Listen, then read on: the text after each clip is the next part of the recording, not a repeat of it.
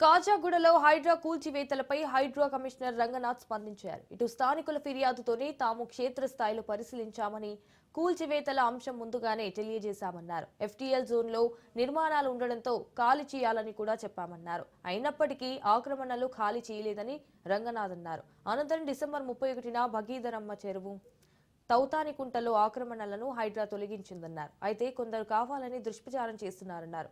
న్యాయస్థానాలపై హైడ్రాకు అత్యంత గౌరవం ఉందని తెలిపారు.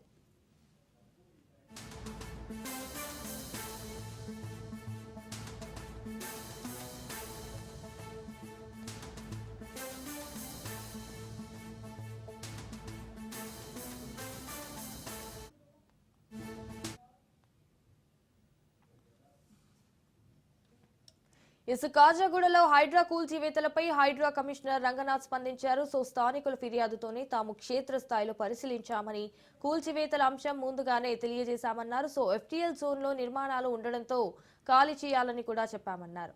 అయినప్పటికీ ఆక్రమణలు ఖాళీగా చేయలేదని రంగనాథ్ అన్నారు. అనంతరం డిసెంబర్ 31న భగీరథమ్మ చెరువు తౌతానికుంటలో ఆక్రమణలను హైడ్రా తొలగించిందన్నారు. అయితే కొందరు కావాలనే దుష్ప్రచారం చేస్తున్నారన్నారు. న్యాయస్థానాలపై హైడ్రాకు అత్యంత గౌరవం ఉందని తెలిపారు.